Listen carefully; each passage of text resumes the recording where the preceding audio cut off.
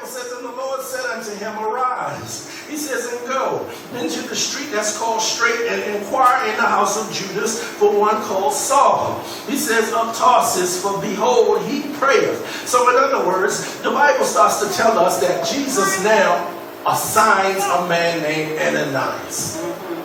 This particular man, Ananias, has been given instructions to go and set Saul free. Let me break that down for you.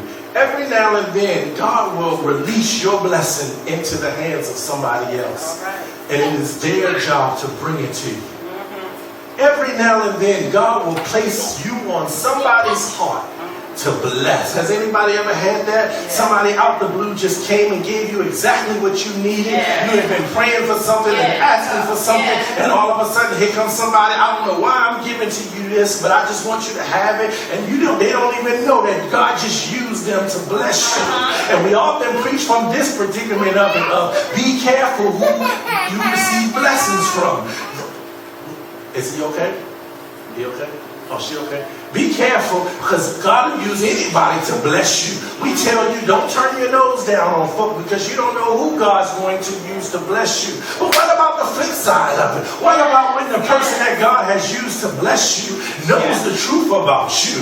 What about when the person that God has chosen to use you has already wrote you off? How do we deal with it then? Well, I believe this story teaches us. The Bible then says that after Saul goes into Damascus, he finds himself in his house. Jesus then speaks to Ananias through a dream and says, Ananias, I need you to go deliver him.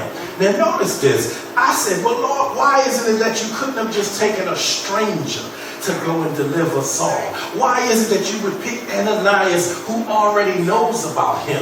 And God says, because that's how I operate. I want to choose those very people that have written you off. I want to choose those very people who said you'll never be nothing. I want to choose those very people that every time somebody talks about the good you're doing, they're the ones that always got to remind them of the bad that you produced. I wanted to choose somebody like that who did not think you qualified. I wanted to use somebody like that who, if I left it up to them, you would never be blessed. And I'm going to use your enemies to bless you. So the Bible says, that Saul says, and then Ananias says, but don't you know the stuff that he's been doing? Now here's the funny thing. If you jump back up to verse 1, the things that Ananias is saying is true. We've already established the fact that Saul is guilty and done what they said he's done. But Jesus, look how Jesus responds to him.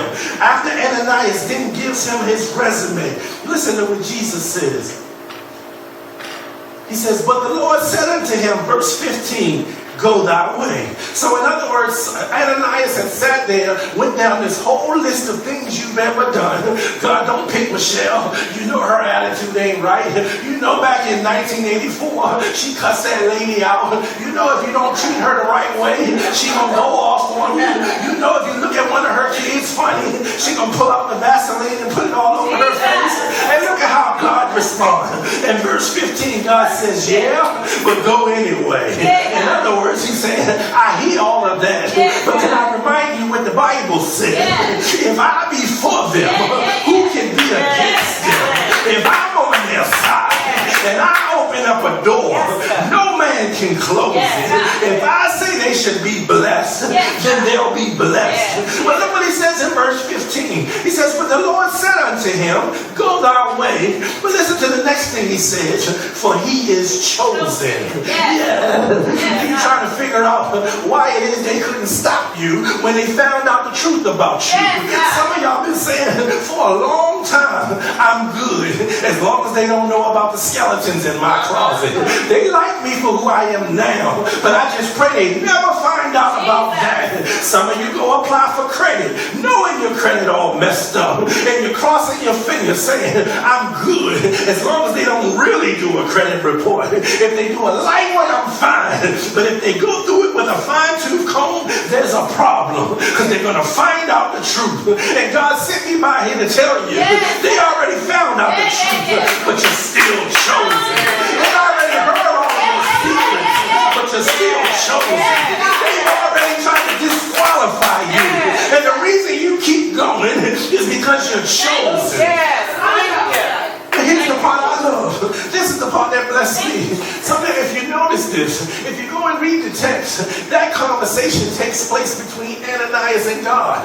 The Bible never says that Saul had a chance to speak up on his behalf. And I'm trying to let somebody know there's some folk talking behind your back right now, and you'll never get a chance to defend yourself. So you might as well keep on living. They're wishing that you would fall. They're wishing that you would fail. They're having conversations with God in prayer about you. And God says, but they're still chosen. I love how Saul never had to lift a finger to defend himself. Matter of fact, let me show you something if I could. Give me chapter 22. I just want to show you something. Give me chapter 22. Lexi, I think I gave it to you. Chapter 22, verse 11 and 12. Did I give you that? Acts 22. I just want to show y'all something. Real quick. Yeah, Acts 22, 11 and 12. Listen to how Saul is explaining this story. And this is later on, after all of this has happened. I want you to listen how Saul explains this story of what took place. He said, and when I could not see for the glory of that light, being led by the hand of them that were with me, I came into Damascus. Give me 12. And one Ananias, a devout man, according to the law, having good report of all the Jews which dwelt there, came unto me and stood and said unto me, Brother Saul. Let me stop right there. Now here it is. Ananias talked behind his back like a dog, basically. Told God, don't bless him. He's that guy that was doing this. He's that guy that was doing that. And Ananias was trying to disqualify Saul before God. And there are some people that are trying to disqualify you guys for what God has called you to be. Some of you are going to be assigned certain tasks in life. And they're going to be Ananias is talking to God. You know goodness well he ought not to be that. How in the world is she qualified to be that? And God is going to say, yeah, but I chose them. But I noticed this. God never revealed to Saul Ananias' attitude. So here it is, Ananias is explaining what took place at a later date. And all he says about Ananias was, he was a devout, good man. So in other words, sometimes God is going to deal with your enemies and not even make you aware of it. Sometimes God is going to fix some people on your behalf without even revealing it to you. Why is that so? Because Saul had enough to deal with on his plate. He's going through a transition of I once was young, but now I'm old. And now I got to turn around and let the righteous never be forsaken. He's going through this transition, and God has said, you don't need that on your plate. You don't need to worry about who thought you were qualified and who didn't think you were qualified. All you need to know is that I gave Ananias an instruction, and he had to fulfill it. So what am I saying? There's some of you that think that certain people in your life hold your blessing in your hand, in their hand, and you're willing to do whatever it takes to brown nose them, to get good with them, to carry it a certain way so that they might release that blessing to you. God said that blessing was ordained to come to you whether they like it or not. God said you don't have to change the way you act. He said because every time they talk against you, I'm going to remind them she's chosen. Every time they act negative towards you, I'm going to remind them he's chosen. So in other words, the blessings that are bestowed upon you guys have nothing to do with what you've done in your life. Saul had a past, but he's living in his present. Saul had a reputation, and God has redeemed him. So it has nothing to do with you. But here's the good news. It also has nothing to do with those folk that seem to think that you got to answer to them in order for you to be pushed along. There's some folk that think you'll never be promoted until you come and bow down to me. You'll never get ahead in life until you have me on your side. Well, God let us know, just like he let Ananias know, it ain't about you. Even when the truth is known, you still can't stop them.